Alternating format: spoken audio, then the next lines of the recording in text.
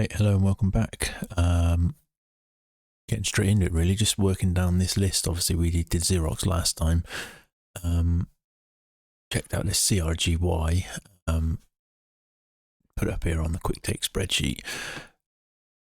Doesn't look too, there's parts of it doesn't look too bad, right? But I've passed on it and I'll explain why. And because this, with the simple free cash flow that it's earned in the last 12 months, you can effectively buy out the entire company's market cap within 6 years, which isn't too, well, just over 6 years, which isn't too bad, is it? Not really, but my problem with it is that the return on capital is quite low recently. And when you actually look at the simple free cash flow, it's gone from positive to negative to positive.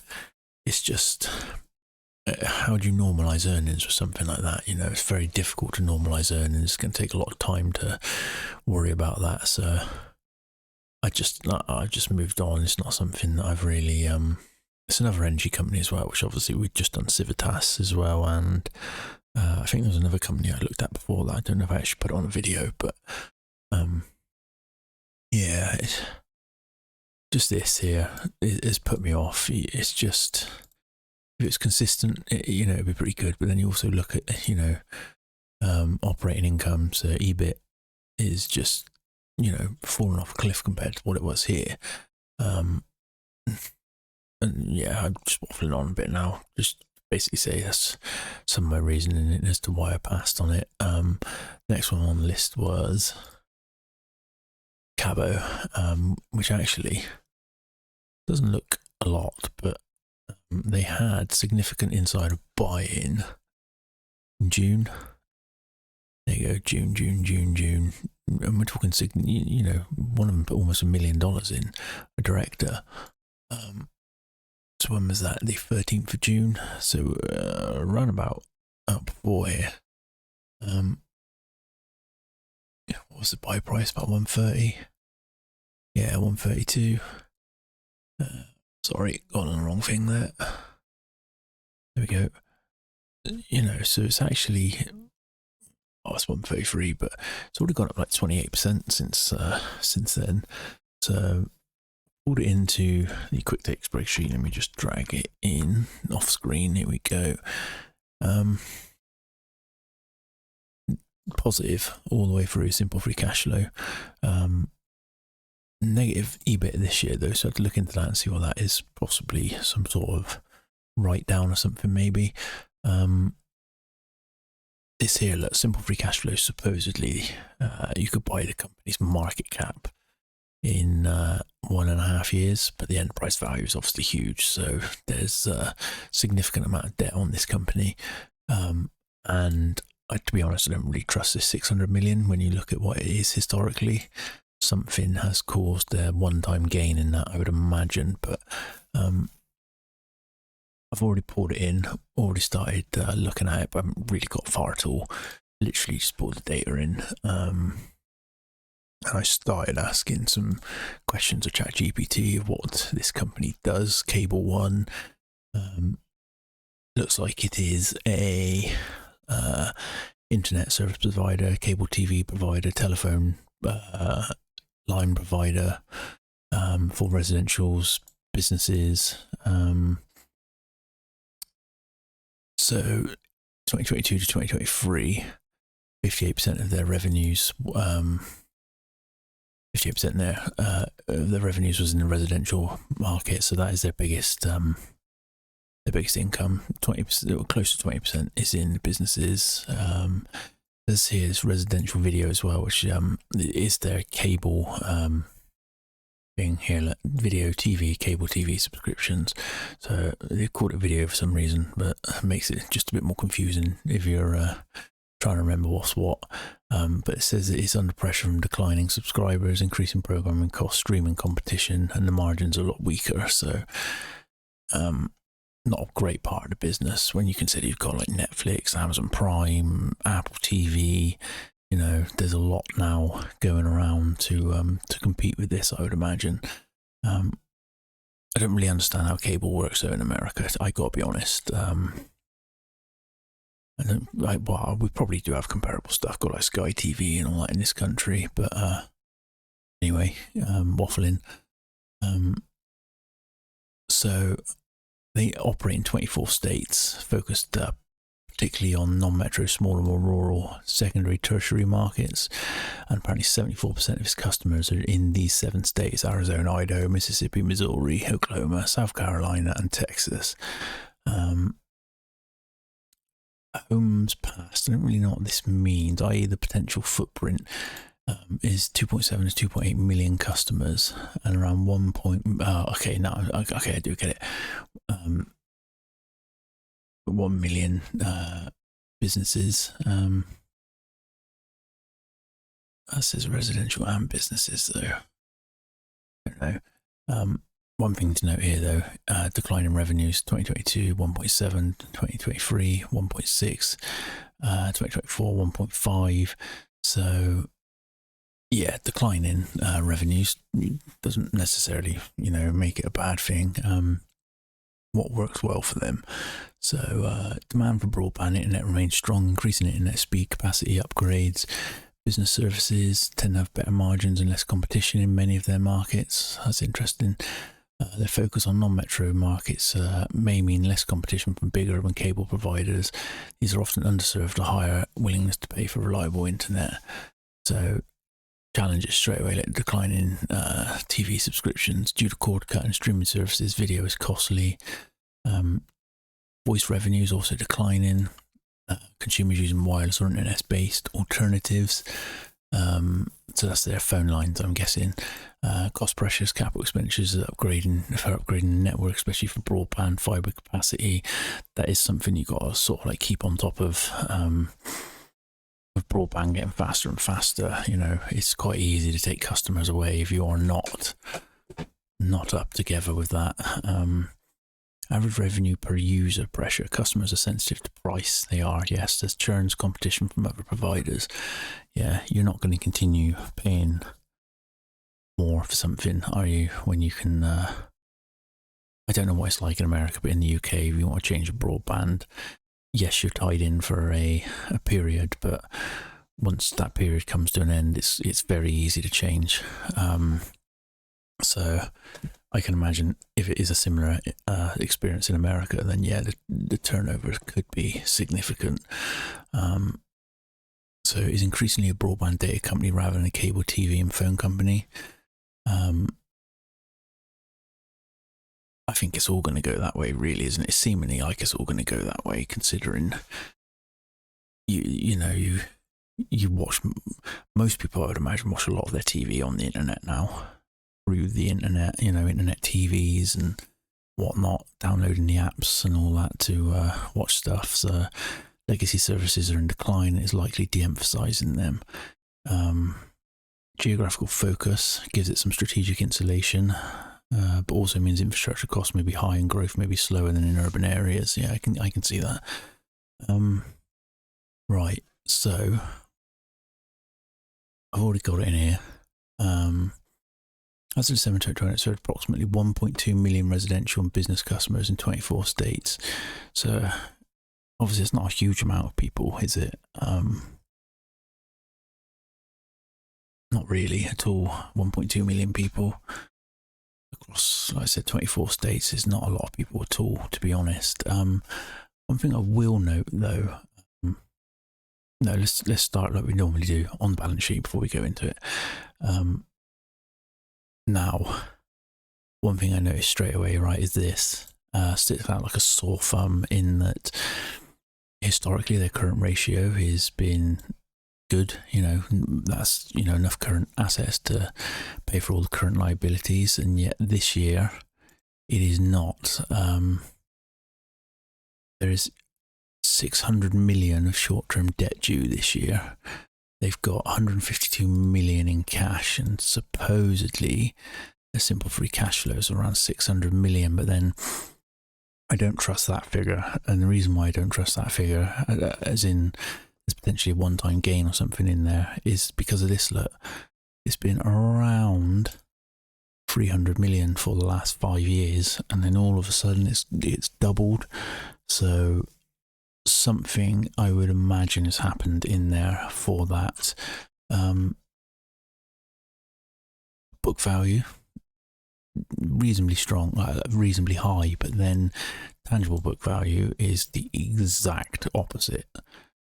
Not good at all. When we go on the balance sheet, which is just here, where are we? Goodwill and intangible assets, almost 3 billion. They've got total assets of less than 6. Half of the balance sheet is goodwill and intangibles, mainly intangibles. But yeah, for me, it's not really something I like to see. That I don't really like negative tangible book. Yeah, it's very hard to put a price on intangible assets in liquidation and all that. A lot of the time, people are just saying, you know, take you for a while. Yeah, not a big fan of it. Let's just put it that way. Cost of debt though is not too high. 3%. It's stayed consistent. Obviously, when we were looking at Xerox yesterday, it skyrocketed. So that's good to see that they've been able to keep that pretty good. The other thing I've noticed is gross margins, very consistent. I like that. SG&A margin only gone up slightly. Operating margins dropped off a cliff though, so we'll have to look into that. So you were talking 25 to 30, and now we're down to 14%. This is 3-year averages. Simple free cash flow margin obviously is increased as well, but we've just stated, haven't we, that we're not really believing what's going on there at the moment. So we will look into that. I want to have a look at the debt, so we'll pull up a balance. We'll pull up the financial statement in a minute. I want to have a look at the see if it's got any bonds or what the debt is, what is mature, seemingly maturing this year. It's got interest coverage ratio that's supposedly 4, which is very, very good. What was interest expense this year? 135 million. But then I said again, my interest coverage ratio comes off of free cash flow. Instead of EBIT, it comes off of free cash flow. I believe sometimes it's done off of EBIT. But yeah, when we've effectively doubled the simple free cash flow, that's why we've seen it going, from 2 to 4. So, like I said, the potential one-time gain has also made the interest coverage ratio look a lot better than it is.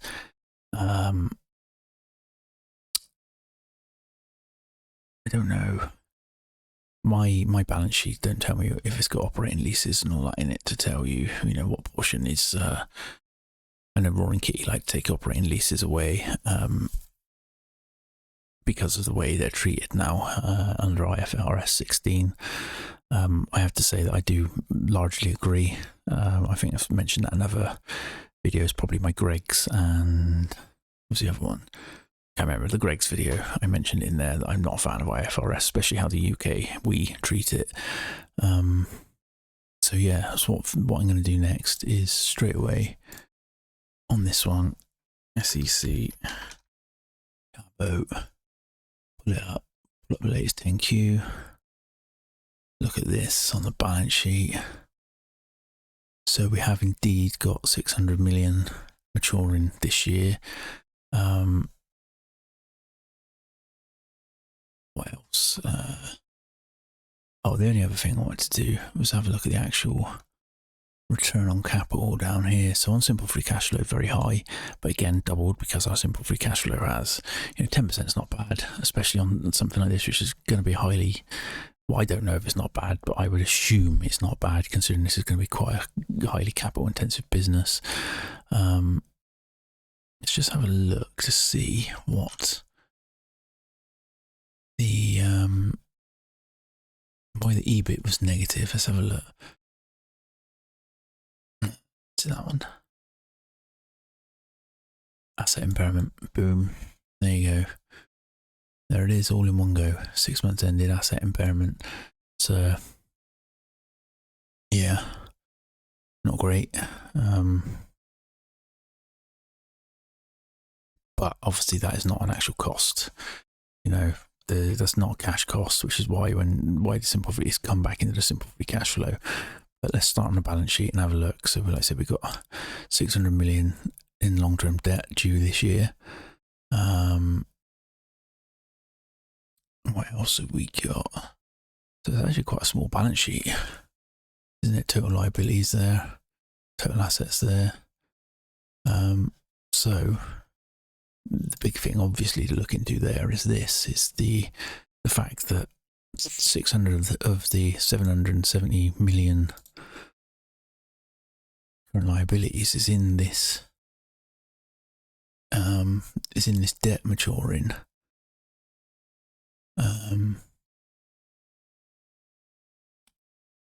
Does it say? Let's have a look. So, current portion of long-term debt there, 500, 600 million. What is that though? What are you going to tell us?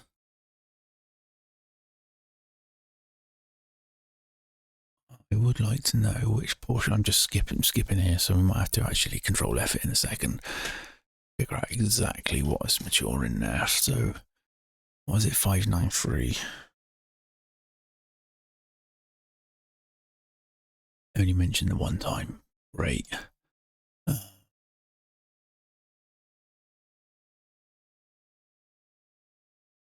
Okay, as defined below.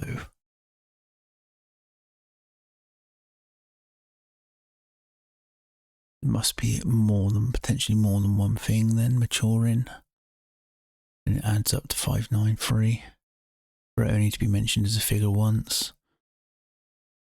Let's have a look. Come on. Table 1.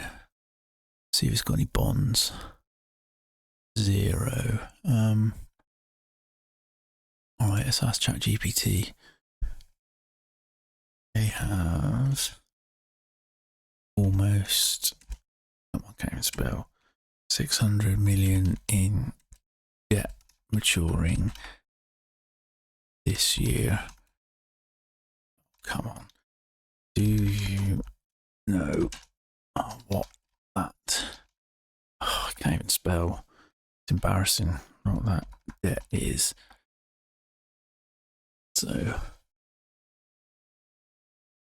see what the 590 million debt maturing soon. CABO report the current portion of long-term debt. Yeah, we know that. So likely when you saw almost 600 million during this year, that first, yes, it does. Well done. Current portion includes the debt during the next 12 months. Yeah, all right, I get that. Not broken down into fine detail in that specific table in terms of exactly what instruments constitute the current portion. That's annoying. 2026 convertible senior notes, probably that then, is it? 575 million principal amount, so 2076 notes are almost certainly part of that. Right, okay.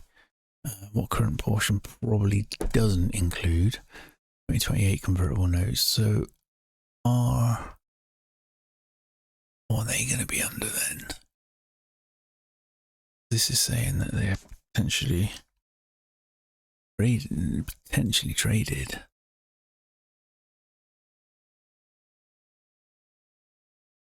It's none of that, is it?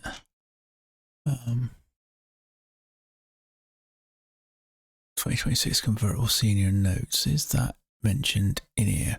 Senior notes. Convertible. Company issued in March 2021. The company, here we go, issued 575 million aggregate principal. Convertible senior with 345 million aggregate principal. Due 2028, right. Together, 2026 notes and the convertible notes collectively. Okay, but 2026 notes will be convertible at the option of the holders only upon satisfaction of specified conditions. So, are we gonna see dilution? Holders may convert their 2026 notes at any time prior to the close of business on the second scheduled trading day immediately preceding the relevant maturity date. Prior to the close of business on the business day immediately preceding, the 2028 notes will be convertible. Okay.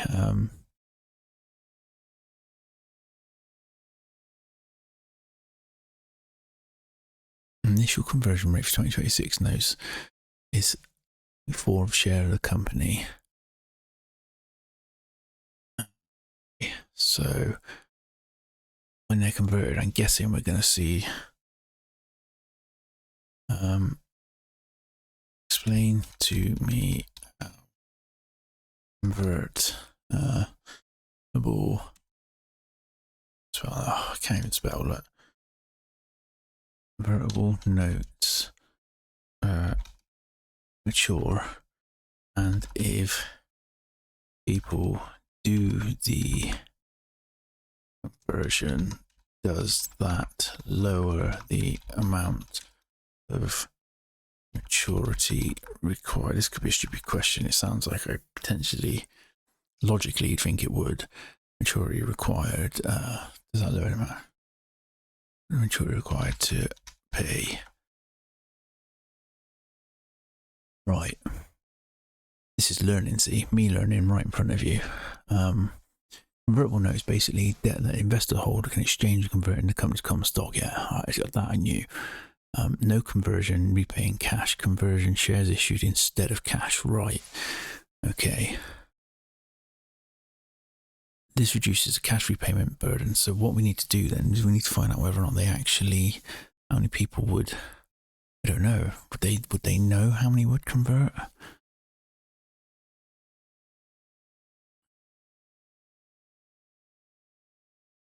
If settled in shares, companies issue stock and no outlay.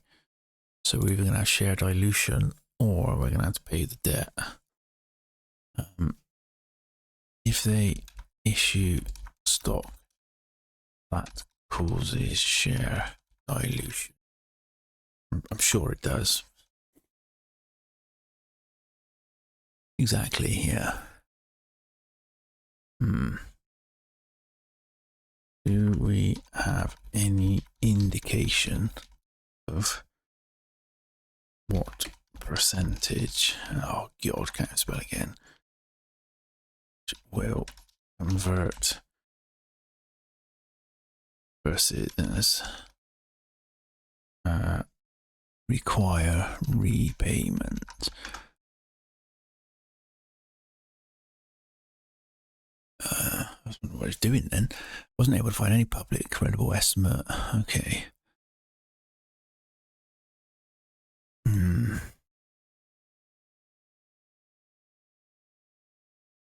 no public statement about the current stock price relative to the conversion price in a way that indicates how in the money conversion is. Indication right now, nearly 100% of 2026 notes will require repayment in cash unless there's a huge rally in the stock price, roughly a 3 to 4 times move up. Right.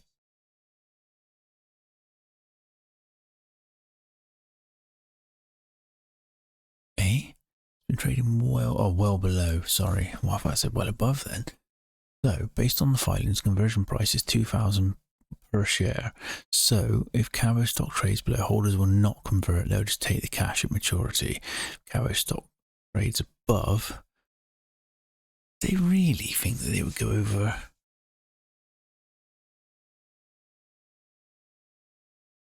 I may be thinking about this all wrong, but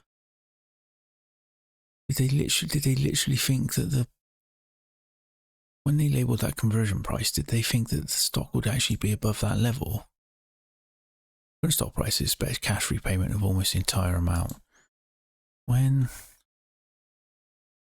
they gave the conversion amount, did they believe stock would be trading that highly, or were they trying to put people off conversion? Because obviously the more people that convert, the more people in the company. The way companies set the conversion price on convertible notes is very strategic. When a company issues convertible notes, it sets the conversion price at a premium to stock price. The premium is usually 20 to 40% above the stock trading price. So what was it in 2021? It was way up there.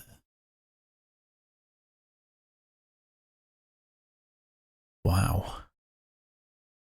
They must have had some splits or something to bring it down there.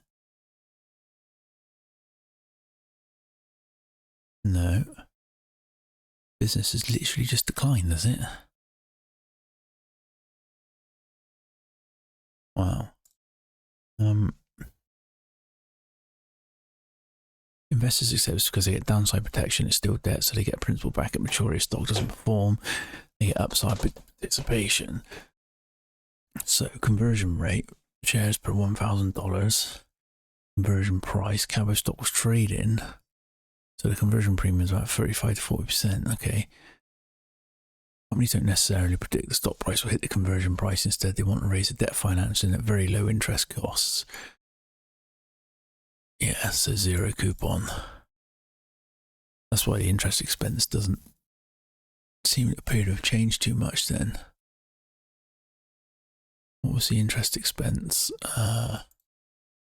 Year on year in 2021, it was, yeah.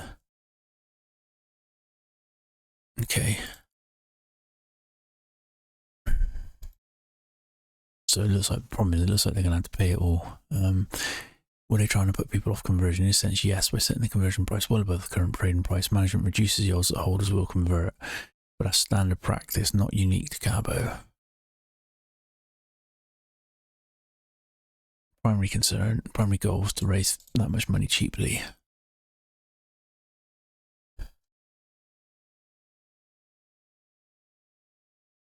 How likely the conversion is today was $170. I'm pretty sure then it's going to be likely. So what we need to do is also, we know why the operating margins sunk hugely. That's a 3-year average down here somewhere. There you go. So it's gone from 30% down to -11, -12, which we know is because of the impairment charge. Be interested to know if it says anything about what that is. Goodwill and intangible assets, impairment charge.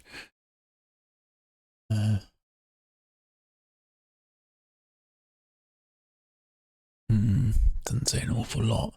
It's the only problem when you look at it like this. You're better off looking at actually in the 10Q, because then you can actually control F it a lot easier. Impairment. So it's asset impairment.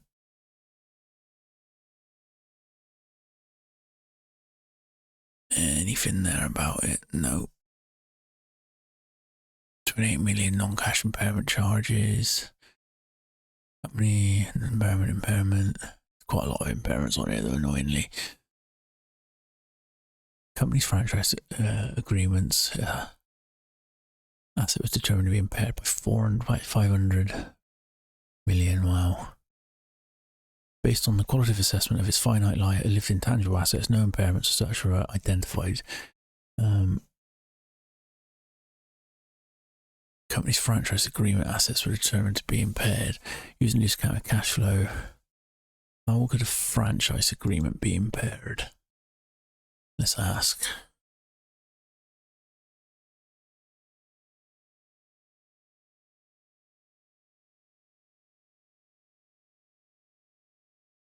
What is this?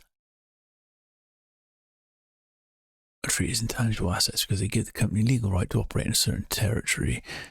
Fair value of an asset drops below its book value, I know that. What causes the impairment of franchise agreements? If customer account or revenue streams in that territory fall. So, yeah. Competition changes, entry of a new competitor. I would imagine it's possibly this that's caused it then. Pardon me, yawning. That would seem the most likely thing, wouldn't it? In something like this where the revenues are dropping. We don't want to guess though, do we? Still hold Darwin decent up there. Let's just get CABO up on here a minute and see if there's anyone interested in holding it. I know we're starting to jump around a bit now, but Cable 1. Any holders? Percent of portfolio 3. So no one with any conviction. Who's got the most ownership? BlackRock, Vanguard, obviously. Okay.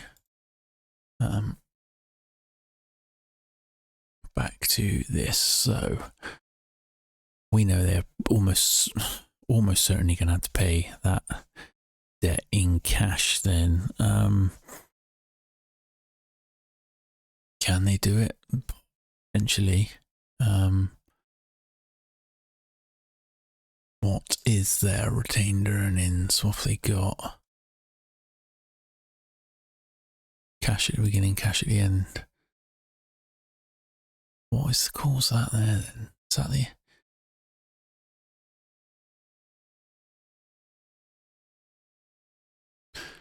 Right. Operating activities. Oh, this has got to be wrong, and this is why the one of these ain't right, surely. This one.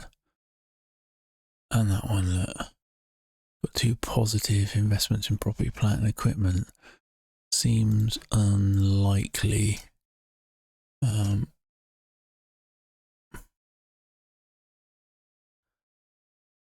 Cash flows. Capital expenditures there.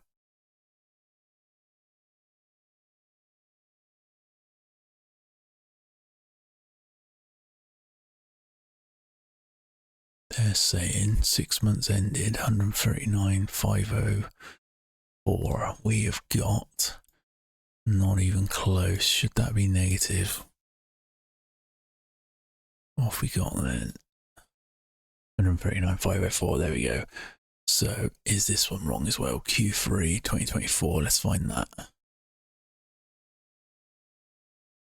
You always got to keep an eye on your data to make sure it's in the right area. NQ search. What was that? 2024. An amended one there as well. 30th of the 9th, 2024. That's going to be that amended one, isn't it? It is. Just two different amended ones there.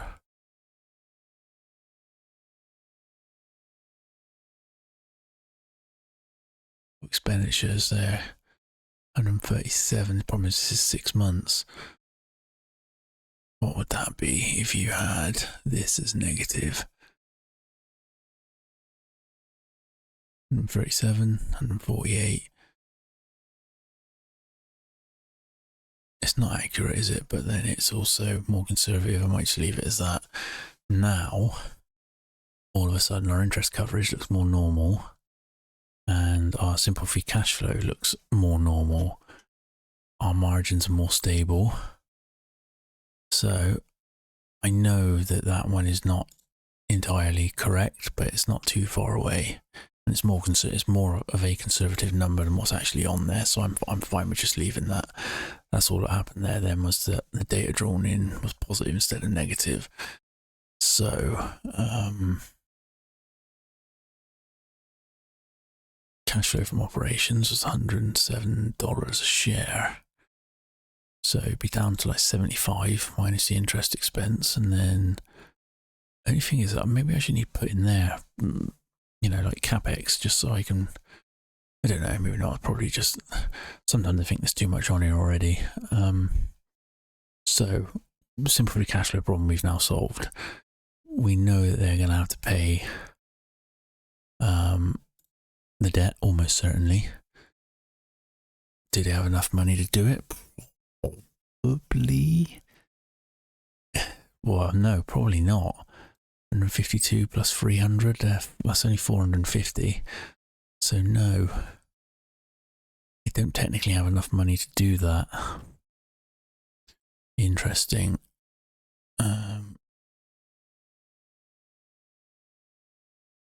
Yeah, interesting. Tangible books, dog shit. Revenues are very difficult, but on the downer. I like this, though. I like the fact that gross margin is doing well. Operating margin, we know, tanked for a very specific reason. It doesn't actually affect the cash of the company, which is why simple free cash flow has stayed pretty good.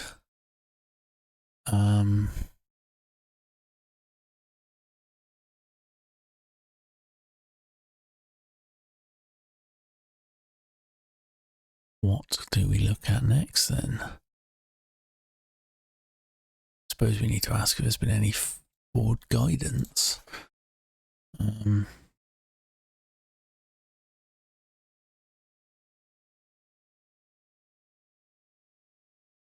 Any forward guidance or revenues or cash flows? I'll tell you what I want to do as well is see what their customer base is doing, their numbers. From recent earnings calls and disclosures, here are relevant points of guidance. So 134 million EBITDA less capital expenditures. They did not appear to give explicit full-year forward free cash flow targets in what I reviewed. Expect to remain flat or decrease modestly. This suggests the company does not expect strong growth in that core segment and may face headwinds. Subscriber declines. They have commented that total customers will continue to decline year over year, particularly in the legacy video and voice segments. Average revenue per user in subsegments. They haven't given what is unclear. I do not find any explicit numerical full-year revenues. Similarly, no explicit full-year guidance for free cash. My view, okay, so this is AI's view here. They're cautious, expecting flat or modest decline in broadband residential revenue suggests that growth is weak or facing headwinds. Given subscriber losses and revenue declines in legacy services, it seems likely the overall revenue growth is low or negative. Cash flows are being reported, but no big forward forecast means a significant uncertainty. Okay. That makes it hard to 1.5 billion. Oh. What would you do? 1.25? The revenue decline is reasonably slow. Well, it's not, you know, close to 150 million in 4 years. It's not too bad, I suppose. They're saying flat or modest decline. So what have we said? That they only earned 1.25? I think I've got it. 1.25 billion next year. Simple free cash flow. Now the only thing with this is my Roaring Kitty-esque cash flow thing is going to be negative. Tangible books are negative, which is, like I said, I don't like negative tangible book, but there we go. What is it? What's the historic multiple then? Simple free cash flow multiple to market cap. 3 to 4. Wow. That is that's low, isn't it? You know, you certainly can't be saying, oh yeah, we'd definitely sell that at 10. I want to see what the very difficult, because you can't even, how can you warrant putting a high multiple on it, even if it's compared to peers, when they've only got like 1.1 million, you know, 1.1 million customers or whatever. All very well saying that, oh yeah, the peers are at 10, but the peers have got, you know, hundreds of millions of customers and they've got 1 million customers. It ain't worth the same, is it? It's not.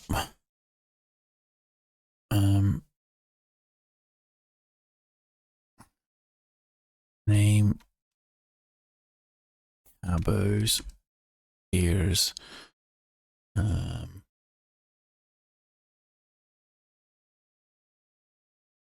And closest, I don't know, business rivals. It's exactly the same thing though, isn't it? But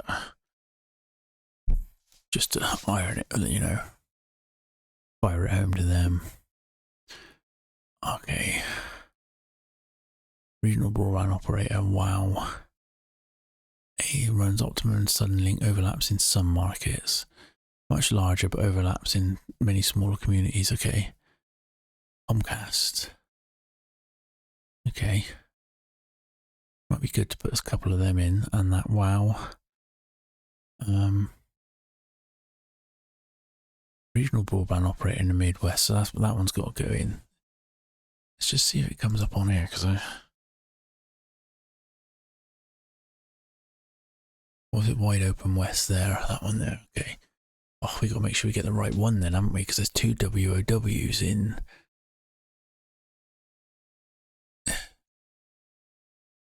That's going to be frustrating. Which one comes up on here? Wide open west. Wow, that's good then. So we'll put that into the comps, because I need to see what they're trading at. Or you can even come across, come up with a broader market multiple of what it should be trading at, even though they've traded at less than 4 for a long time.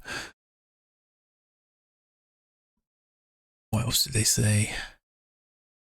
CHTR and CMCSA. CHTR, CMCSA. We're going to put 2 big ones in there because it'd be interesting to know what they are trading at. Now, the unprofessional thing is we've got to do this, drag it all in, and you're going to end up watching it because I probably can't be bothered to cut it out. 1, 2, 3. Right, there's one of them. What was the next one? CHTR. Charter Communications, that's the one.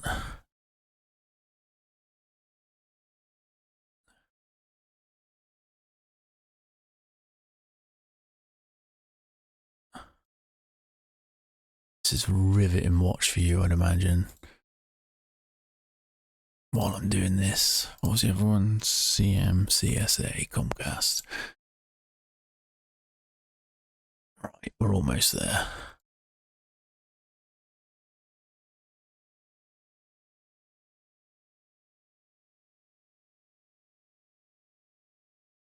Right. Get back to the main page. Let's just have a look on the comps page a minute, just to see.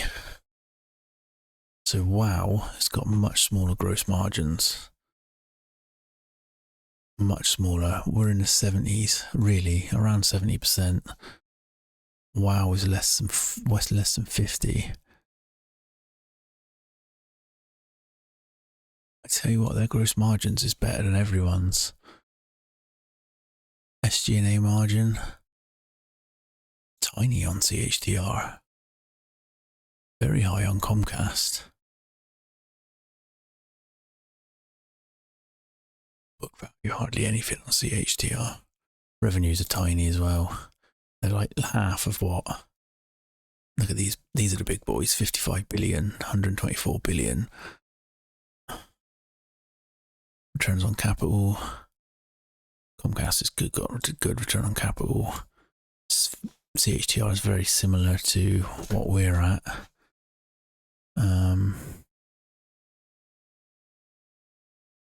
Simple free cash flow yield, 3%, 8%. What have we got on here for simple free cash flow yield?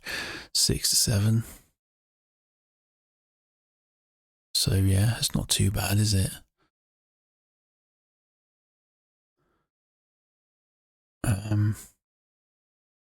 Right, what multiple historically?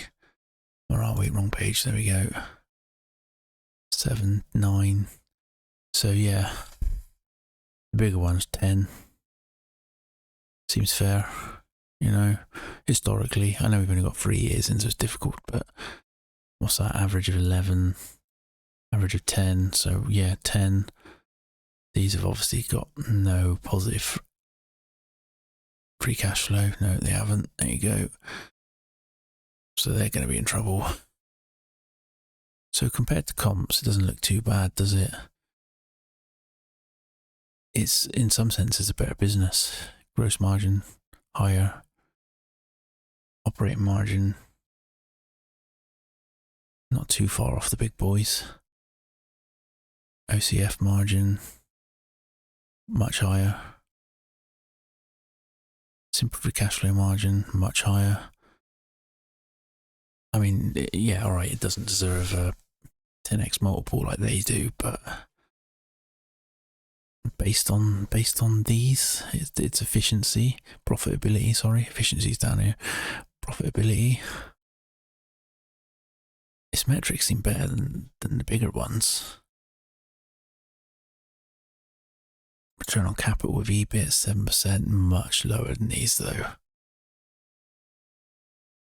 But not on the we know why, don't we? Because obviously that impairment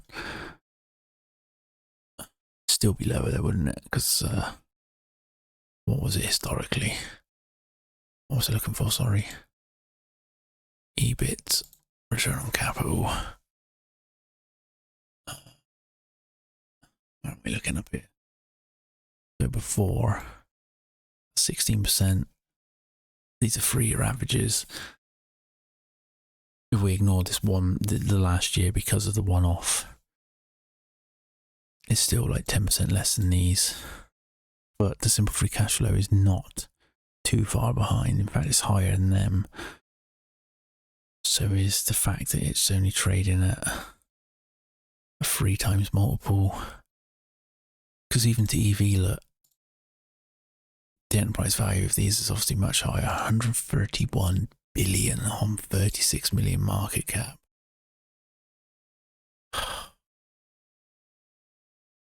It's like,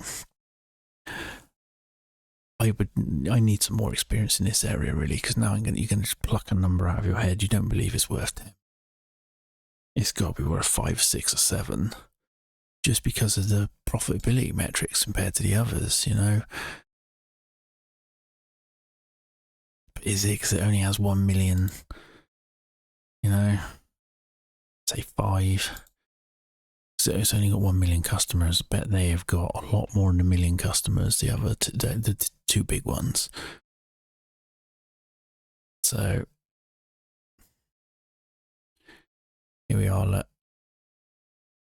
Future simple free cash flow of 181 million.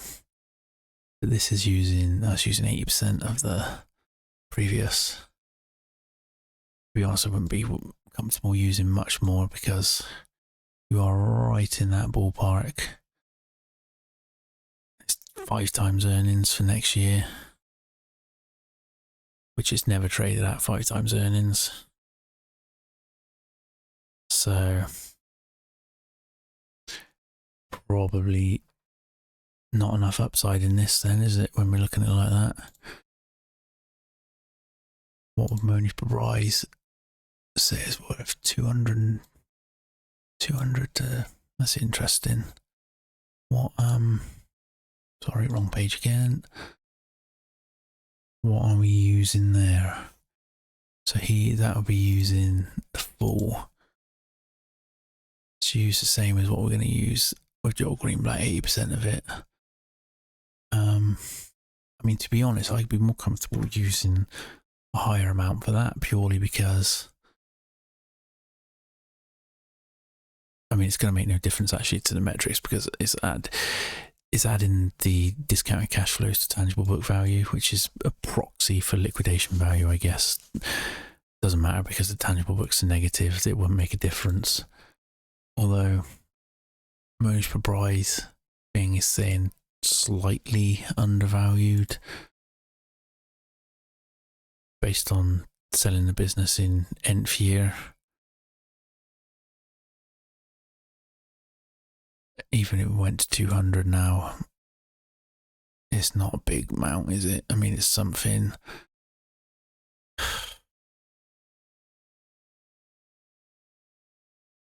That's based off the cash flows as well, but we know that at the moment it's not likely that they could be 100 million short on their maturity if everybody's going to go for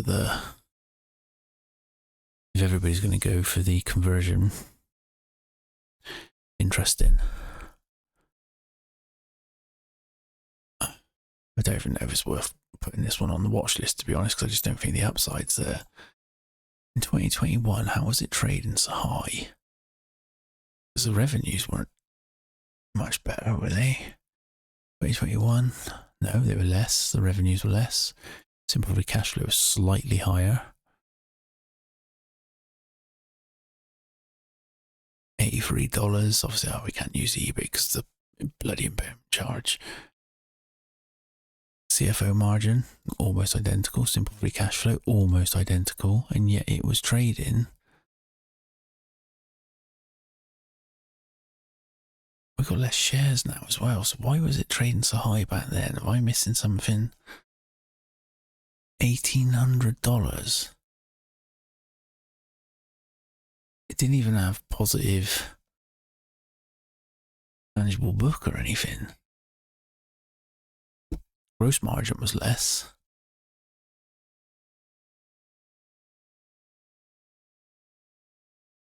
Don't know. I can't see how they ever traded so high. Oh. Either I'm missing something, which if I am, please, if you watch this video, tell me. Or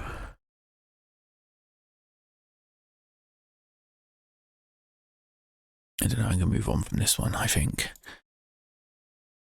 It was interesting. We had a little look, didn't we? Learn a bit more. That's all it's all about, really. I'm just vlogging my learning journey. Definitely don't copy what I'm saying. Don't take anything I say with any sense of authority or anything, because I've got no qualifications in this. I don't know what I'm doing. I am trying to become an investor, and I'm just vlogging my journey. And yes, I've said on the previous couple videos I would like to say no to stuff quicker, because obviously we're now almost an hour into this video. We spent the entire time on one business, but it's difficult at the moment because I'm just trying to learn different types of businesses. So it swings and roundabouts on, do I say no faster and not get the knowledge, or do I get the knowledge and accept that I'm not at the stage yet where I can say no so fast, you know? It's a swings and roundabouts thing. What's this then? Another energy company. There's a lot of energy companies. So if you can't tell, I've moved on from CABO. Oh wow, simple free cash flow, billion minus $1 billion. Historically though, historic return on capital.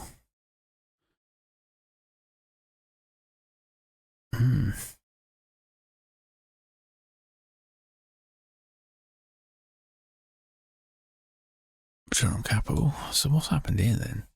What's happened with this simple free cash flow for it to go so terribly? Because operating margin, like you've got on EBIT, you've got a P of less than 3.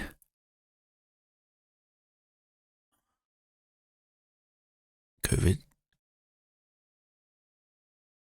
There's been some pretty wild rides on this one, hasn't there? What did it say they do?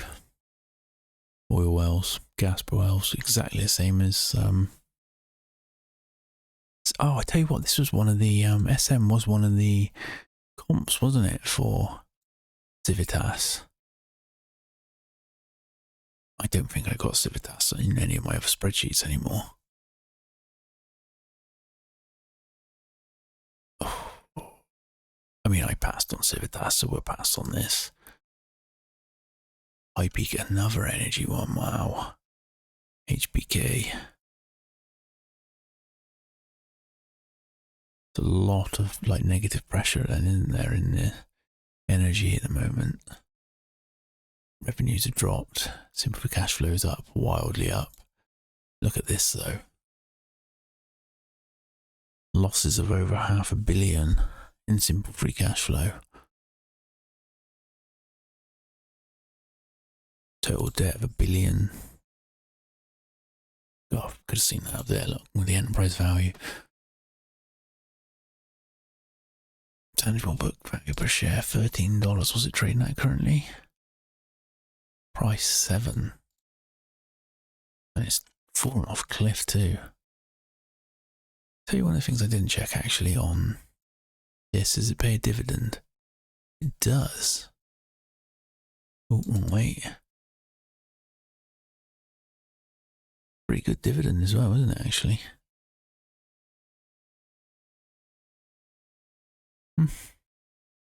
Makes it slightly more appealing, doesn't it?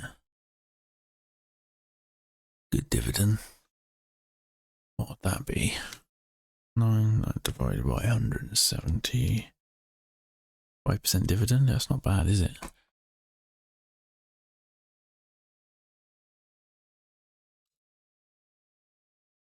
No growth in equity value. Anyway, we've moved on. HPK, HighPeak Energy. I mean, these energy companies are tanking, aren't they?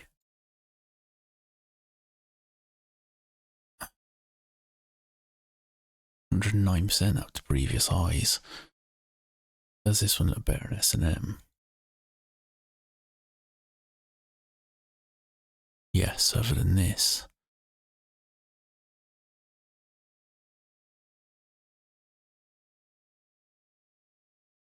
Is there a cash position, do we know? I mean, because they've taken huge losses there. We drag this in for a quick look.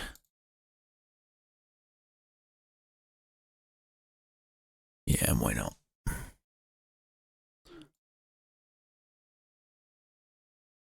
Alright, bugger off. Oh, what was it? HPK. HPK.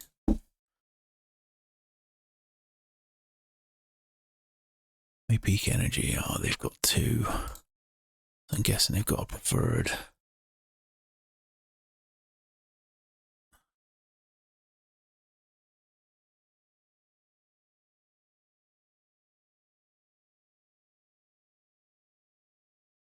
No, wrong one. Cover. HPK. I can't be bothered to delete the comps out of it at the moment.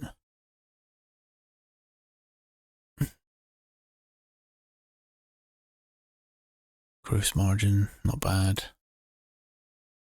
What's the balance sheet? Tangible book of 13. Simple free cash flow. It's the first time it's gone positive, so has there not been an increase in the price? Nope. Return on capital has been awful.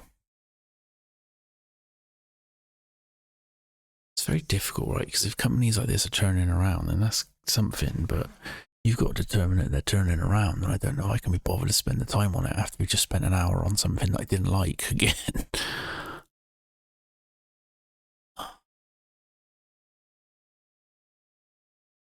Cost of debt, though, 11%. Wow. How have we got? Oh, that's a 3-year average. Confusing myself then. It's a simple free cash flow margin of 3.2% and the cost of debt. That is it interest expense divided by total debt, I think. Interest expense divided by total debt times 1 minus the tax rate. Oof.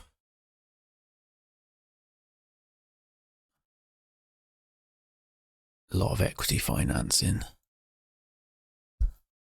Alright, moving on. Bored of that one already. Doesn't look that great, does it? What is this? Vestis, can't even pronounce it. VSTS. Ooh. 1 year on simple free cash flow. Well, just under. And they don't look overly. Revenues have grown, simple free cash flow's grown.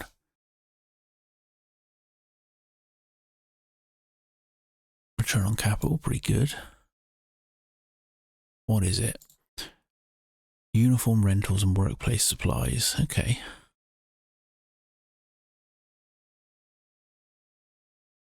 Okay. I mean, this is interesting. What was the price to free cash flow back then? 6. What's it now? 2. If you wonder where I'm reading that from, I'm reading it from here. Price to free cash flow ratio. So in January 2025, it was trading at 6 times. Now it's only trading at 2.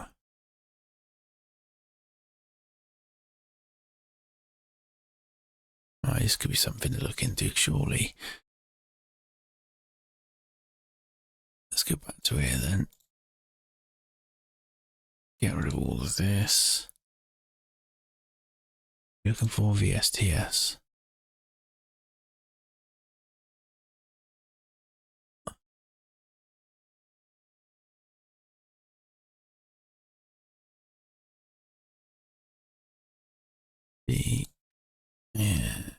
C, Control V. Right, cover VSTS.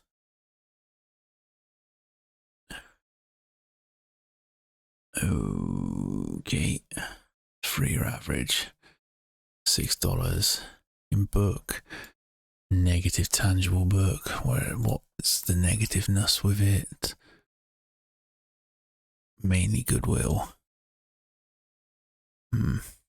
So immediately seeing things I don't like there. $20 of revenue though per share. Very difficult to come up with anything, simple free cash flow wise, because I haven't even got, how far back does that go? Okay.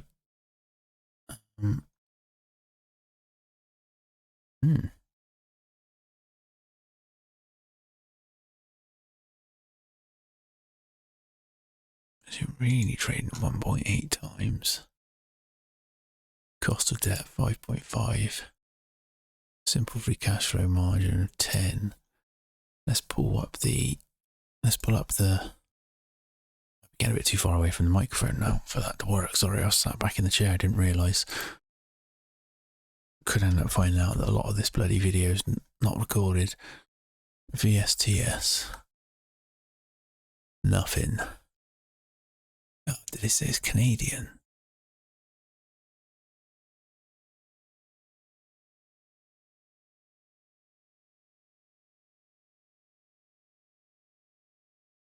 Vestis Corporation. It's on the New York Stock Exchange, and yet I cannot find. Did I put that in wrong? VSTS? I believe so. Oh, that company. I don't know if you can look at it this way. Nothing. Very strange. Alright, we're going to have to do it through Yahoo Finance. Just to have a quick look. We've got the balance sheet so we can. Oh, I haven't got it in any detail, I suppose. Total debt 1.3, net debt 1. So this is billion. Is it billion? Let's have a look. Yeah, it is billion. Wow.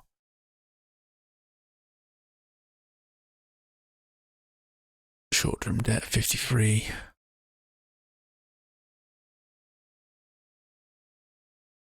Free cash flow 300. They can pay that then. Yeah, for some reason the market hates it. Is it because they can't find the financials? Because I bloody can't.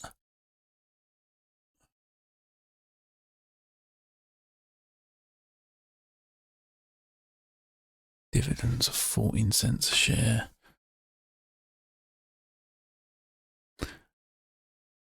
Hmm. 3.5%. It's not a lot, is it?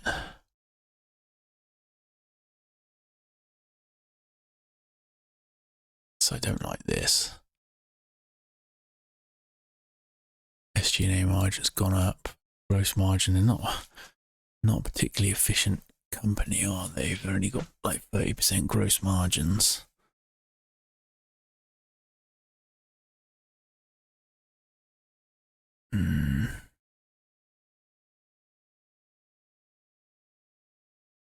Let's just see if.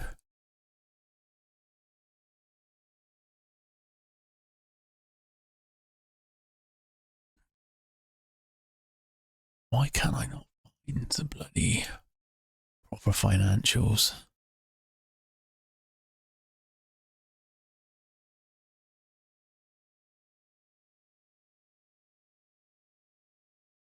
Yawning again. Right.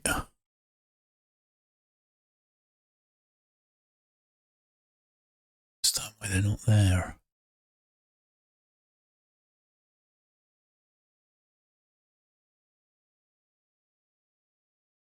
just nothing. What's the market cap? Are they too small? No. 100 million. New chat. Wait, can't I? Oh, come on. Find VSTS. Vestis. Financial filings on the SEC website. See if you can find it for me.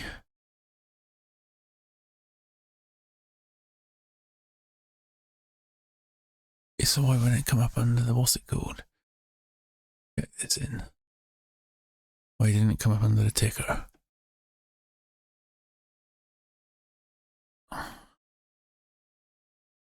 Nothing.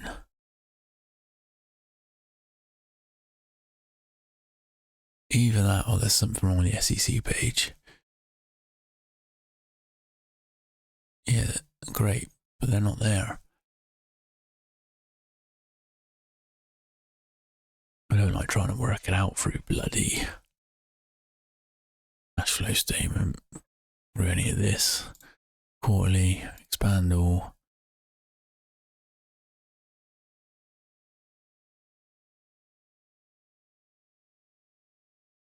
What's going on here? Look, operating cash flow 3,000, 6,000, 22, and yet TTM. Do they do everything? 48,000.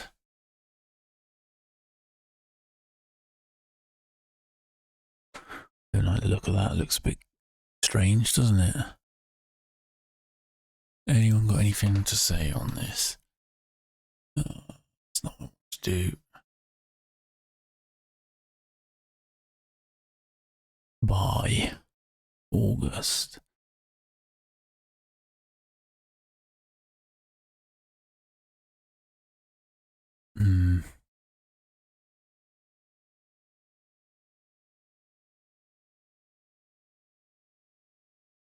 Growth resumption. Why can't I not find that bloody financial statement? Makes no sense.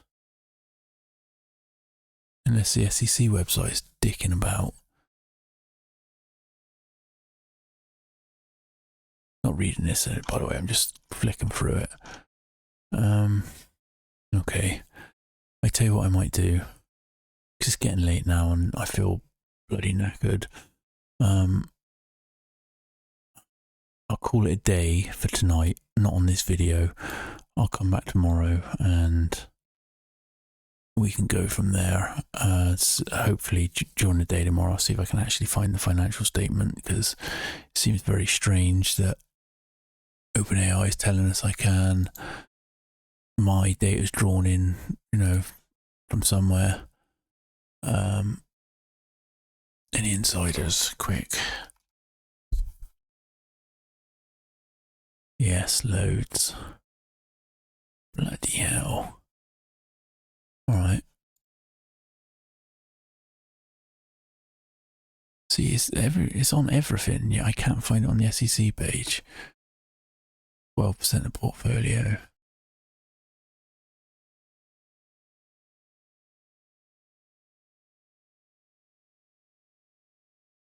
Interesting. Quite a few people's in this. Who owns the most? Corvex. Alright. I'm hoping then that maybe there's just the SEC not working properly, maybe. And then we can pick this back up tomorrow if that is the case. If it isn't the case, then the video might just end, and then either way you get an outcome. But for now, I'll stop the recording and I'll pick it back up tomorrow, hopefully after I've found the financial statement. Alright, see you in a bit. Alright, we're back. I feel like I've got a bit of a cold actually, so my voice might sound a bit different. Certainly sounds different to me anyway. So I did manage to find the VSTS Vestis Corp financial statements. How I found it, whether or not I just Googled it or I got ChatGPT to find it, but I did find it. On the face of it, right, this company looks pretty good, doesn't it? I have done some research into this since during the day today. I'm recording this late at night again. It's the soft tones of my voice. On the face of it, this company looks alright. It had, where are we looking? Show you on this, because I've adjusted something and I'll tell you about it in a second. So on the face of it, free cash flow TTM 257 million. That's pretty good, doesn't it? Especially when you consider that it's trading for, 500, $500 million. So when we go down as well, compared to previous years, 257 million would look really good, wouldn't it? There's a catch. I've looked into this, and what they did was they sold their receivables for 233 million. So the data that I drew in was obviously unadjusted for that, because that was mentioned in their cash flow statement. It is mentioned in their cash flow statement. Where are we at? See if we can find it, because I think it was on the 10Q. We're going to go back. Here we go. What's it mentioned on this? Because I'm TTM. All my data is TTM, so obviously they've released Q3, so obviously the fourth quarter would have been the fourth quarter of this annual statement. So if we go down into the cash flow statement, they made a significant amount of operating cash flow last year, but when you look into it, the difference is all in the receivables. Look at the huge difference compared to previous years. So what they actually did was they bundled their receivables together and then sold them. Now obviously that goes into the operating cash flow, so the data drawn into my spreadsheet is not wrong, but it just requires adjustment. In what I've done, ChatGPT has informed me that it was a full 233 million. So I've removed that. I've now adjusted that from my figures, and the TTM free cash flow without the one-time gain, because it would have been a one-time gain. You can't do that all the time. The free cash flow has now actually dropped from 197 million down to 10. Ridiculous drop. What's interesting about that as well is that it's come off the back of what's seemingly not a huge revenue drop. So the margins on this company are very tight. Let's see if I can find it. Let's go back to the latest 10Q. So this would be 9 months ended. We're on the cash flow statement, or start on the income statement. They've only lost they've only lost around about 100 million, 99 million. Their costs of services has dropped slightly. Depreciation's up slightly. SG&A's only up slightly. The operating expense overall is actually down, but the actual income is dropped significantly into negative territory, and that's purely because of this 100 million that they've lost in the revenues. Now, the biggest problem they got now is that obviously their interest expense is still quite high. They have, when they sold their receivables, they put a lot of that money into trying to pay down debt, because they obviously, I'm guessing, they knew that they were in for a bit of a rough ride. So that's why interest expenses dropped quite a bit, because they've paid down almost 200 million worth of debt. So I believe they use it to pay down debt, although it's not actually visible on here. So what point did that happen? Because on my spreadsheet, I believe it is visible. Long-term debt there just dropped, 200 million-ish. So a significant portion of their paying off their receivables went on their debt.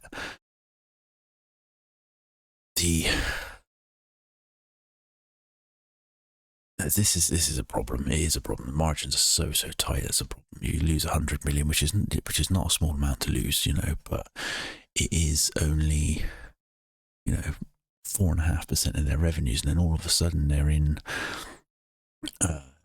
negative earnings territory. Cash flow from operations had dropped so significantly that when you factor in your capital expenditures, you're basically done on any sort of profit, and then you're going to get into cash-eating territory, which I don't believe they have an awful lot. They don't see 23 million. I have in some comps of other companies, 2 other companies that basically do almost exactly the same thing that they are competing with now. These companies are significantly bigger, or at least one of them. CTAS is significantly bigger. I don't actually know. So have a look at the revenues, because I've just put these in. This would be you looking at it probably for the first time with me. So no, the UNF revenues are not significantly different to VSTS's. In fact, they're less. The difference is that their margins are better. Sorry, wrong one. Their margins are better, considerably, like 7% better. And then CTAS, I guess they've got scale on their side, so their margins are miles better. Simple free cash flow margin recently 15%, 8%, 0.7% compared to 3.8%. These are better companies, 12% return on capital, 14% when you use simple free cash flow instead of EBIT. And then look at this.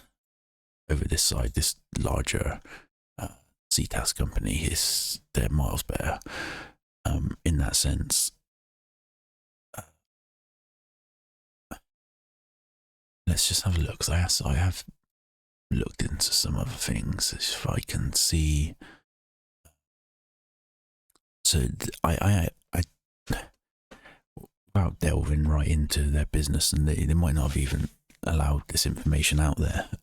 Obviously, I just questioned ChatGPT to see if they could find any information on what the 100 million decline is, and effectively, ChatGPT says as there's no public disclosures, it's not like they've lost a single large contract. It seems like they've lost, revenues all over the place. So I said, what's their future guidance? What have they said? How are they going to handle the margin pressures? Because, like I said, you lose 100 million and all of a sudden you're into negative territory. Your margins are too tight. And like I said, you can see that with the gross margins and all that compared to the competitors. They're very tight, and it's put them in a very sticky situation. Let's just have a look a minute what the interest expense is on average last year. So 100 million in interest expense. Well, this year you've made 10 million in free cash flow. Problem, obviously a problem.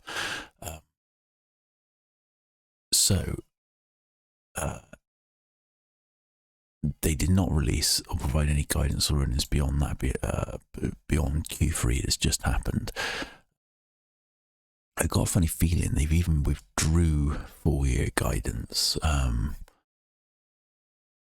which there's something else we'll come on to in a second, which I've just noticed as well. This was a note on TradingView, but we'll get to it. So it says here that they've noticed that their newer contracts are lower profit margin, so they're going to try and correct the imbalance. And it sounds like they're going to shift towards saying no to lower margin contracts and trying to just fish for the higher margin contracts, which is obviously something that I would suggest. Well, not that I would suggest. I don't know anything, but it seems like they need to do. So cost of service improvements, operational efficiencies, working on better utilizations of plants, making sure routes delivery services are more efficient now. I don't really know what you can do about that. Try and cut mileage out of your journeys, or you know, if you're going all across the country in America and you're having to drive stuff, surely you're using the interstates anyway. So I'm not really sure how you're going to cut down a lot on your mileages, you know. Also reviewing commercial and operational processes under new leadership. So it seems like they've got a new CEO. Reducing SG&A where possible. They noted a decline in share-based comp. I mean, some administrative cost reductions, though some increases in selling field personnel cost persist. So, I mean, I'm not a big fan of share-based comp, especially when the business is not doing very well. They've obviously taken a significant turn for the worse by losing only 4.5% of revenues. Should they be paying themselves for that? I don't believe so, but that's just me. Working capital, so try to manage improved free cash flow conversion, being careful about investment versus returns. They've deferred some cash tax, which helps in short-term liquidity. So effectively, they've kicked the can down the road as far as that's concerned. That's not really going to make it better, but I suppose it gives them a little bit more time to try and get their shit together. Because lost business churn has outpaced new business wins, they're placing emphasis on reducing the gap, improving retention renewal rates, trying to win back or avoid losing businesses. Also investing in field sales to drive conversions and growth through recurring revenue. Credit leverage management. They've amended their credit agreement to allow for higher net leverage ratio flexibility. So obviously they think that they're in trouble. They've asked for more flexibility on their covenants, which means they obviously believe that they're in a position where they could end up making them. Suggest, because I can't see any other logical reason as to why you would need to change that, unless they are particularly harsh in the first place. But, you know, do I have like an average cost of their debt on here? Cost of debt 5%. I mean, it has grown, but 5% is not huge compared to some of the companies that we've looked at recently. It's still not great, is it? But your simple free cash flow margin should be, in my opinion, higher than your cost of debt. It needs to be. I got a funny feeling. Which one was it? It doesn't matter. Anyway. Yeah, so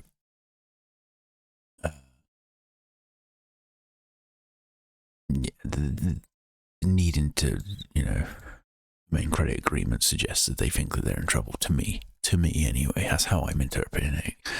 But I'm pessimistic in nature when it comes to investing anyway. I think, I don't believe a lot of what they say, and then I always try to imagine it's going to be worse, just conservative with it.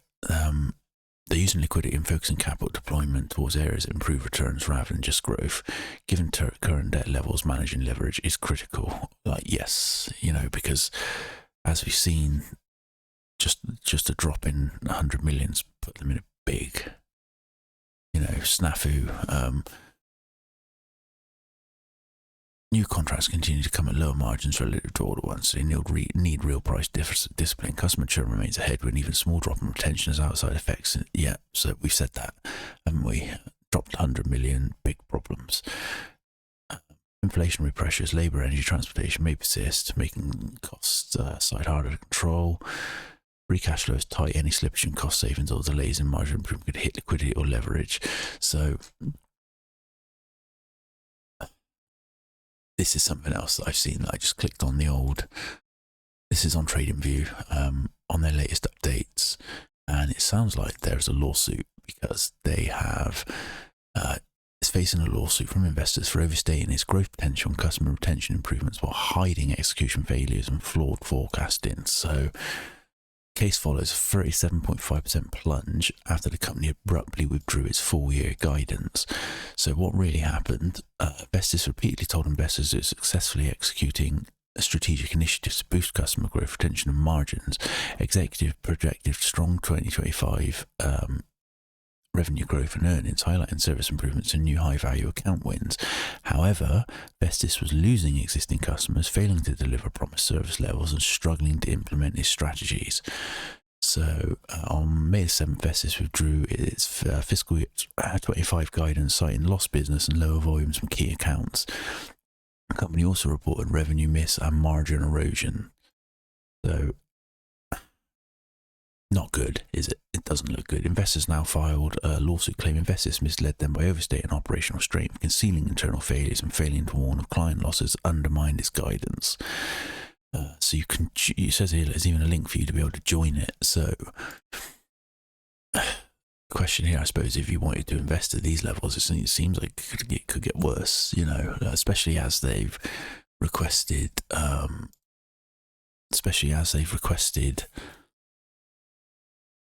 covenant, you know, flexibility. What seemed like a good-looking deal from the offset, you know, a potential 2 times price to simple free cash flow, has actually turned into a bit of a shit show, if we're honest, hasn't it? The operating margin hasn't dropped too much. But yeah, when you lose, you know, not an insignificant amount of revenue, but, you know,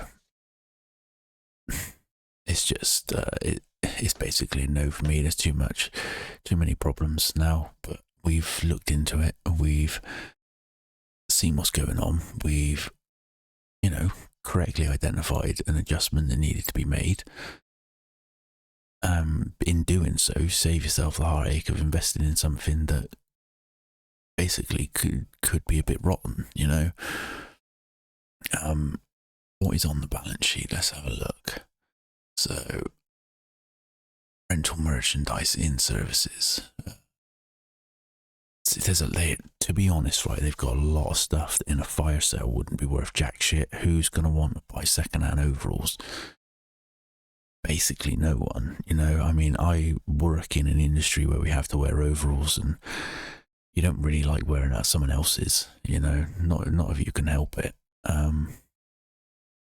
So, pardon me, sorry. So the receivables, they could obviously that could be worth something. Cash is as is. Inventory is very difficult to put a value on that. I said the rental merchandise, you could almost, like, people will pay for that. People will buy second-hand overalls, but you're not going to pay a lot for them. Depends on what their property plant equipment is as well. You know, where their properties are. I've not looked into that. Goodwill, I effectively always ascribe no value to at all. It's just gone. Generally gets written down, in my experience, unless it's a really, really good acquisition, which most of them aren't, in my experience, in my limited experience, let's say. So yeah, they're not really in a good position, in my opinion. Like I said, they've got no real liquidation value, bar the, you know, the properties, the plant and equipment, and they've got, you know, this is in thousands, so they've got 1.15 billion in debt. It's just, it doesn't look good, does it? And then the cash flows, the loss of revenue has crushed them. And when you look at the competitors, so I've got, you know, I got comps on the front page here just so I can see them next to each other. But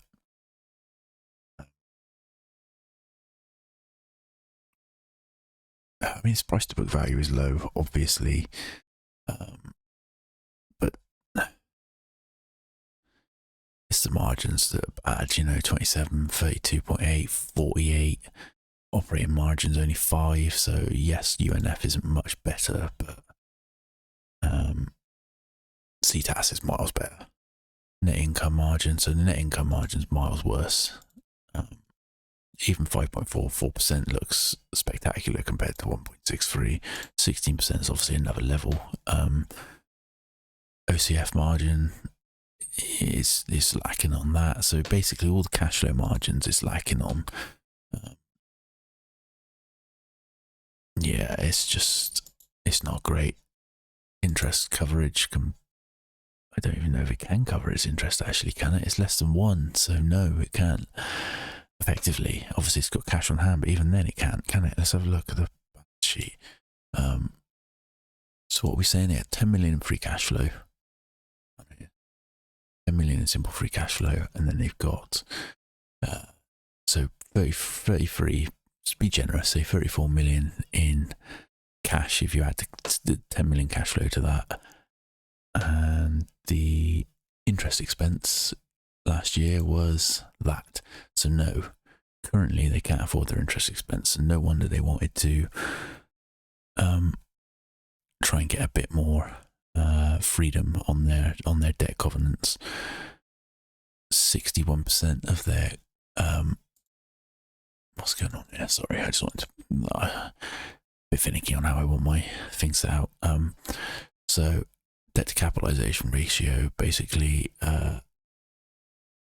61% of their capital structure consists of debt compared to 3 and 36. Obviously 36 seems quite high, but when you see the size of the business and the fact that their margins are a lot better, in isolation it's probably not too bad, but that's significant, absolutely significant when you see this, the strength of the balance sheets. To me, the strength of the balance sheet's not there. So another one that was interesting, and obviously in the learning experience, having to do adjustments and all that is very very helpful for the learning journey.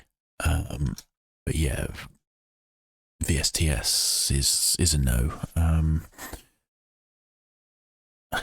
There's just too much going on, especially a lawsuit. I mean, if they lose that lawsuit and they have to pay out more money, they haven't got the money, have they? And they're not earning it currently. They've in a bad way. The only thing, right, is that is it that what works on Wall Street book? The biggest returns are the ones that generally, I believe, were price to sales. So the lowest price to sales are the ones with the biggest returns. So obviously you've got 2.7 billion TTM sales against a market cap of 5.35. So your price to sales is where are we there? 20%. So I don't know. It's not worth a punt. I wouldn't recommend it at all. There's problems here, and you could see it going lower, especially if, like I said, this lawsuit seems quite new. So, well, I say new, 20 days ago-ish, more than that, a month ago. It's just not looking great. I mean, I would say there's not a lot of volume. Is there a lot of volume? Yeah, it's not too bad. Millions, you're talking millions a day. But, yeah, no, for me, it's a no to VSTS. Interesting in the learning side of it, but it's a no. And I don't know how much more I can waffle on with that, to be honest. I do want to have a look at something in a minute.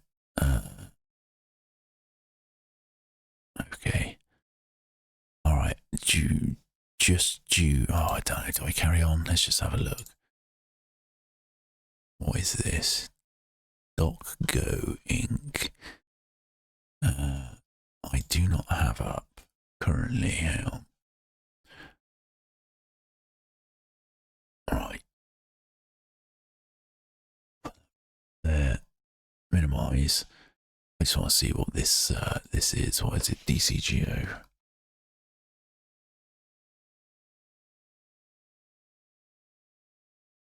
What is going on here?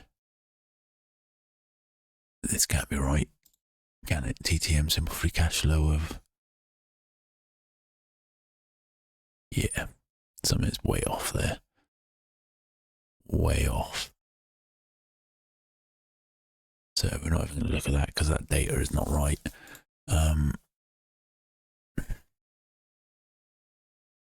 Let's just see what it is. Just read it, but that is a no, just because the data can't be right. Mobile health, medical transportation services, generally I say no to that anyway. I'm not really interested in health stocks. Nor another oil and gas look. There's a lot of oil and gas at the moment. No G. Negative. Return on capital is negative from Simple free cash flow. No. DXC Technology Company. To be honest, I think considering how long this video already is, I'm probably going to call this video a day. That's interesting though. 682 million in simple free cash flow. Dropped down from 1 billion, but you know, returns on capitals aren't bad. Technology, services and solutions operates in 2 segments. Let's drag this out. Still not big enough, so let's just maximize it. Portfolio analytics services. Okay, I would definitely have to ask ChatGPT to layman terms what this business does.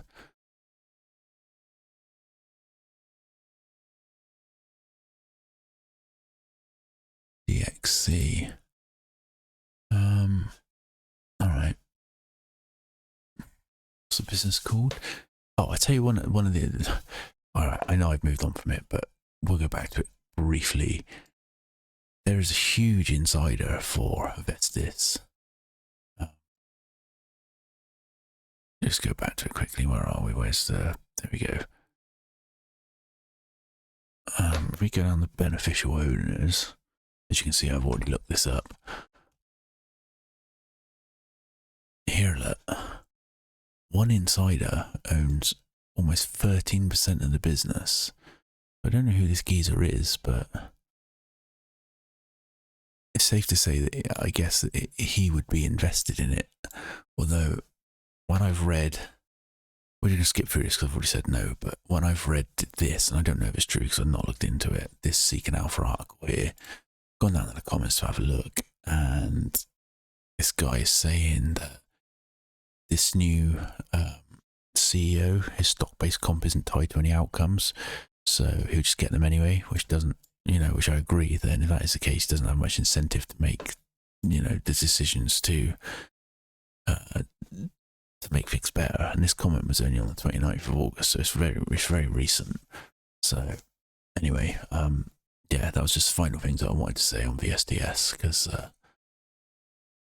yeah, all right, where were we? We were just going to ask what DXC Technology does. Dear me, pardon me. Explain what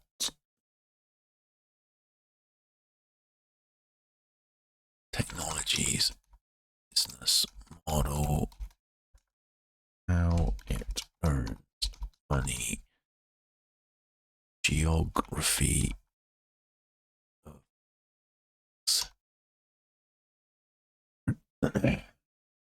definitely covered now with gold. Large global IT services and consulting company created in 2017 by merging. Okay, so division of Hewlett Packard. Okay, provides IT consulting, engineering, systems integration, business model. Revenue comes via contracts with enterprises, governments, and public sector entities, and consulting and engineering, helping clients to modernize application, adopt new technologies. Okay, manage infrastructure, running clients' IT infrastructure, data centers, cloud, industry-specific software and solutions, especially in insurance. Okay, business process and services, outsourcing and processes, claims handling, insurance, modern workplace and end user services. I mean, it seems like they got a lot of fingers in pies here, doesn't it? Giving clients tools and managed services related to office software, device management, collaboration tools, mobility. Revenue tends to come from both fixed fee project-based engagements and recurring contracts. They also have costs of maintaining large delivery organizations. DXC is in a transition. Okay. Financial segment breakdown, total revenue down 5%. Global business services, global infrastructure.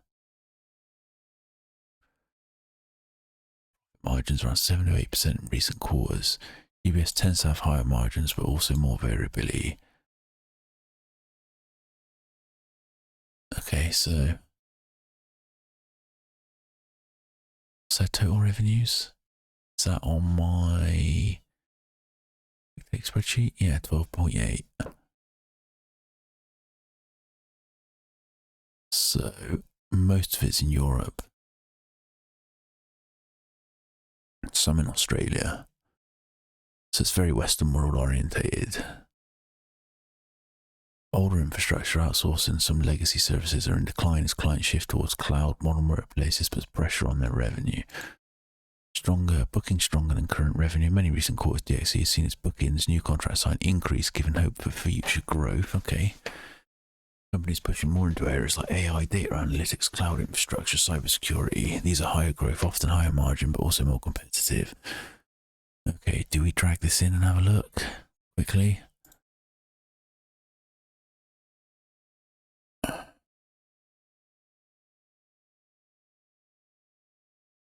You know, it's not bad, is it? 3.6 years on earnings, and simple free cash flows basically the same. 3.6 years to buy an entire company out of market cap. Yes, you've got, almost 3 billion in debt on top of that, but let's just drag it in, see what we can see. Let's eat this a minute. I deleted something earlier and deleted half the sheets in my spreadsheet, so that wasn't very good. DXC Technology Quarterly. Obligatory copy and paste in. 1, 2, up here, 3, and cover sheet, DXC, enter, right. Just ignore those comps, obviously that's the old ones. We delete them out. So what have we got? $18 in book value, 766 in tangible book. Why is tangible book gone up so much? What has changed? Intangible assets are dropped by $500 million. Is that enough to make that much of an impact? No. Is it? Close to be fair. $500 million would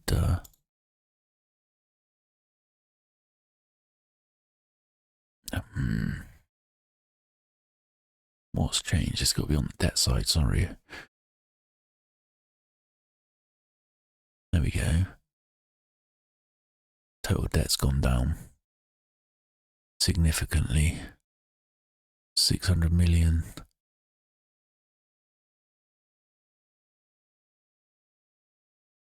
And that's only dropped that amount. So what's gone up? There we go. Cash and equivalents gone up a huge amount. So it's a combination of the two. Cash and equivalents. Total liabilities slightly down.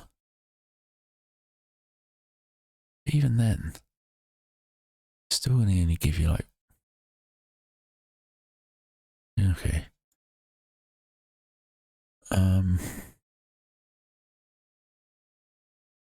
Let's get up the SEC and see actually what their balance sheet consists of. Let's see if we can find this one. Yes, we can. Interactive data. Financial statements. Balance sheet. Cool. 1.7 billion in cash. That'd be nice, wouldn't it? So current liabilities.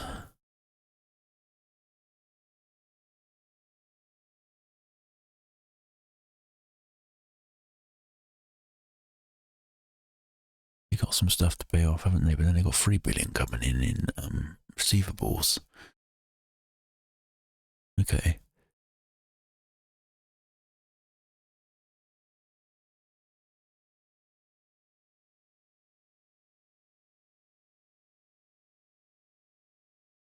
So a lot of intangibles, I don't really like that. Property, plant, and equipment. 2 billion.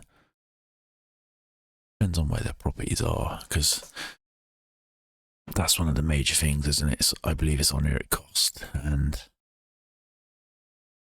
coffee prices can go up. So even though it's on area cost and they had held it for years, it could be worth way more than that now, potentially. All right, back to this.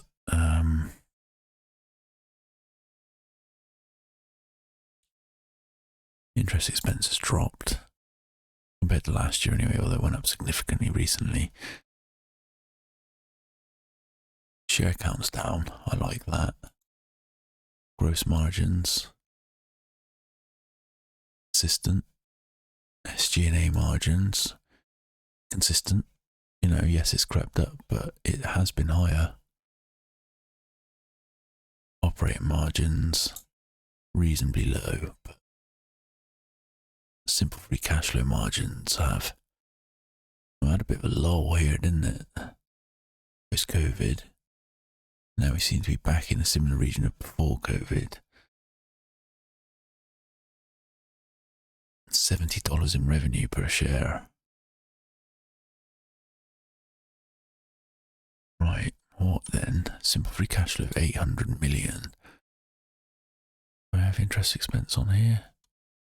TTM interest expense, so it looks like they can definitely afford it.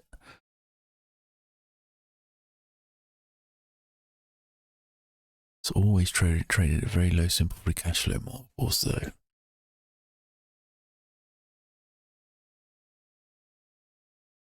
I mean, this is just, we're just having a quick glance at a few things here. Alright.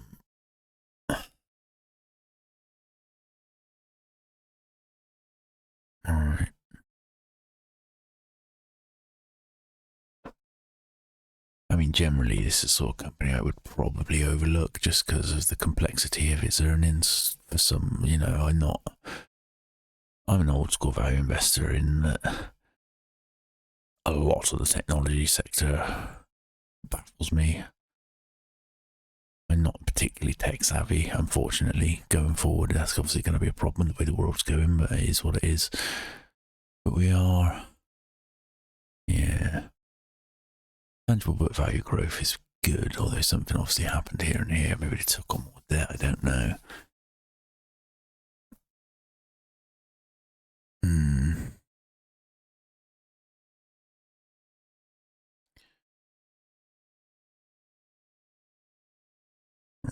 Who owns it? DXC. DXC Technology, that's the one. Where are we at? Is this not loading? You're saying that no one owns it, are we? Or is it just not? What's going on there?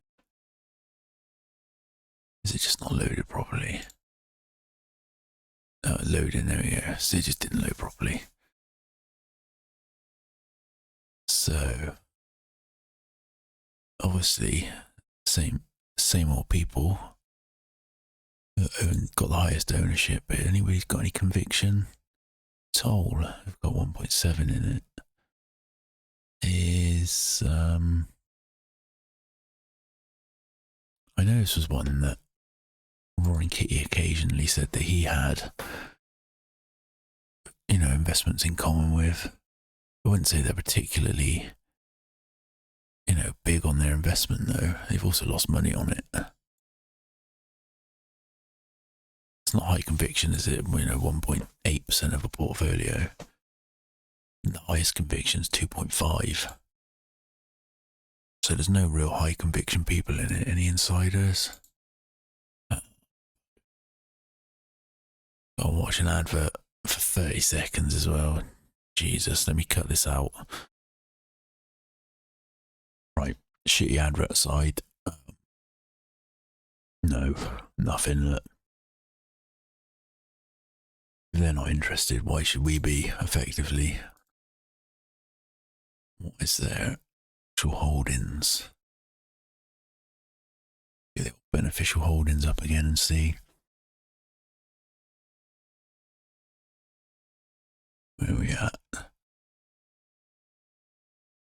Here are we? So what's that? Generally less than 1%. So nobody's interested in it inside the company. usual suspects are the ones holding it.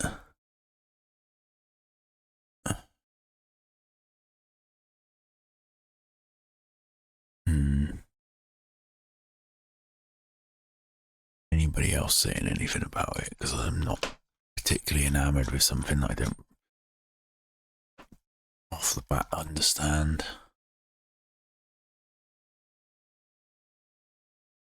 Low expectations and a setup now worth. What was it trading at previously? Oh, way higher. Oh, way higher.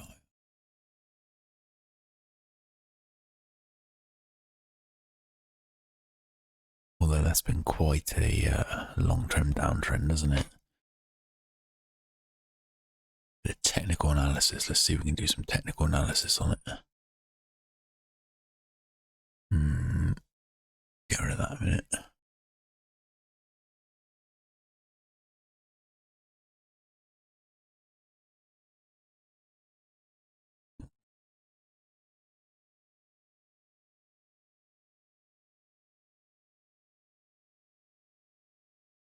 I don't know, considering the halfway point. Generally about there. Not even not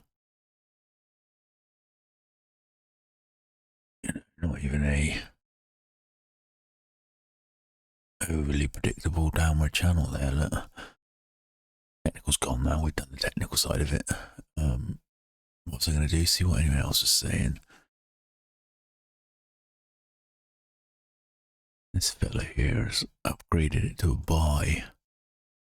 Hasn't really lost anything on it yet, so this must be reasonably recent. Yes, it is. September 15th, only 3 days ago. Okay. Distressed valuations with improving fundamentals making an overlooked turnaround story. I mean, yeah, but I said historically it's only ever traded at around 3 times free cash flow. I mean, that could be really low for the industry. I don't know. Without doing some comp analysis, I don't know. And I don't know if I'm bothered enough about this to figure it out.